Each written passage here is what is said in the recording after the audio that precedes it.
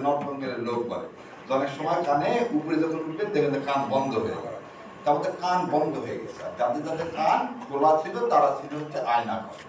আজকে যারা এই বাংলাদেশের জমিনে যে মানুষগুলো আছে, এই মানুষগুলোর কানে ধাপা আছে, ধাপা পড়া লোক হলে জোরে কথা বলতে হয়, নাহলে তার কানের মধ্যে সেটা প্রবেশ করানো খুব কঠিন হয়ে যায়। সেই জন্যই আল্লাহ সুবহানাহু ওয়া তাআলা আমি সবসময় বলি, রব্বিশ শাহি সাদরি আমরি নাহলুল উকদাতা বিলিসানি ইয়াফকাহু কাওলি, আমার কণ্ঠকে ইসলামের জন্য এমন করে দাও যে কানের ছিদ্রওয়াট ভেদ না, ওই কান পর্যন্ত জানো পৌঁছা যায়, ছিদ্রওয়াট ভেদ করে দিলে তো ঠসা হয়ে যায়। সো ওই পর্যন্ত পৌঁছাবে যাতে আল্লাহ এই জমিনে ইসলামকে কায়েম করে। আর একটা জিনিস আপনাদের সবার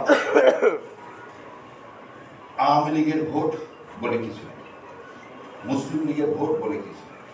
আমরা একটা ভোটের রাজনীতিতে আমরা বিশ্বাস করি। আমরা কিসে বিশ্বাস করি? ক্ষমতার মালিক, সার্বভৌম ক্ষমতার মালিককে মালিকুল মুলক কে আল্লাহ সুবহানাহু ওয়া তাআলা।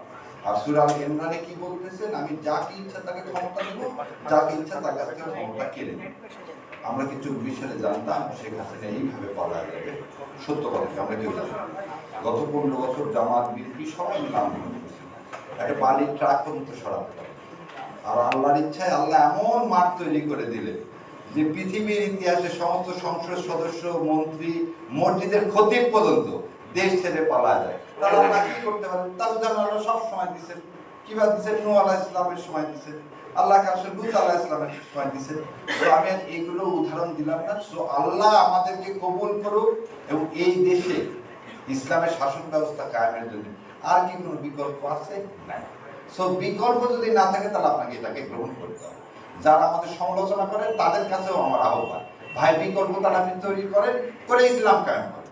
যদি না মনে হয় দাওয়াত ইসলাম ভালো, ঠিক আছে, আপনি করে ইসলাম কায়েম করেন। আর যদি না করতে পারেন তাহলে দাওয়াত ইসলামকে ভোটদান করেন, কারণ আপনার উপর এটা ফরজে কিফায়া ইসলাম কায়েম করা। সো আল্লাহ আমার এই শহীদ ভাইদের মানে বদলে, খালি শহীদ না, যারা আরো শহীদ হয়েছেন তাদের বদলে আল্লাহ এই জমিনে ইসলাম কায়েম করুন। আর আপনারা আমার জন্য দোয়া করবেন, আল্লাহ যেন আমাকে এই পথে সারা জীবনের জন্য কবুল করে। আর ওই যে আর একটা জিনিস সবাই দেখবেন বলে যে বট বাহিনী শিবির খালি কি বলে, কাউকে গালিগালাজ করে। এটা একদম খুব পরিষ্কার করে খালেদ মহিউদ্দিনকে বলে দিচ্ছি।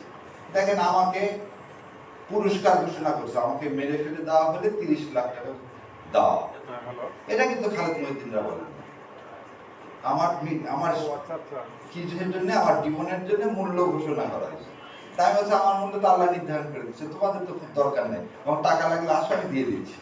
সো এই জিনিসটাই যে বট বাহিনী এগুলো আমাদের জন্য এটা থাকবে। যারা ইসলামকে এখন সবসময় মনে রাখতে হবে, যে অ্যাঙ্গেলে কথা বলবে সবার একটা সমস্যা আছে। আমি এক টক শোতে বলছিলাম, ইসলামের নাম শুনলে আপনাদের ওদের চুলকায়, আর উনি খুব খেপে গিয়েছে যে চুলকায় শব্দটা এভাবে বলা উচিত হয়নি। ইসলাম সম্পর্কে একটা অ্যালার্জি আছে। কেন অ্যালার্জি আছে? ইসলাম হলে দুর্নীতি করতে পারবেন না। প্রথম জিনিসটা কি? ইসলাম হলে আপনি তো দুর্নীতি করতে পারবেন না। ইসলাম হলে অন্যের হক নষ্ট করতে পারবেন না। ইসলাম হলে 72 থেকে 75 সালে বাংলাদেশ কোনো সম্ভ্রান্ত পরিবারের মেয়েরা স্কুল কলেজে যেতে পারেনি। আর ইসলাম প্রতিষ্ঠা হলে একটা মেয়ে রাত 12টা হোক 1টা হোক যখন যাবে, আমাদের কোনো বোনের দিকে কেউ ফিরেও তাকাবে না।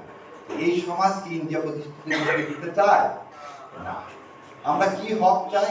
আমরা জাকাত ভিত্তিক হক চাই। আজকে বলেন তো, যার জমি জমা নাই তাকে ব্যাংক টাকা দিবে? কর্জে হাসানা বলে কিছু আছে কোনো ব্যাংকে? নাই। আর জাকাত ভিত্তিক সমাজ হলে যার নাই তাকে টাকা দেওয়া হবে, যার টাকা আছে তার উপর ডবল টাকা নেওয়া হবে। এই যে ইসলাম। তো যার টাকা আলাদা কি করবেন? প্রথম আলোকে ইউজ করবেন যাতে ইসলাম কায়েম না হয়। সো আল্লাহ এটা আমাদেরকে বোঝার তৌফিক দেয়, আমাদেরকে কবুল করুক, বাংলার জমিনে ইসলাম কায়েম হোক। আসসালামু আলাইকুম ওয়া রাহমাতুল্লাহি।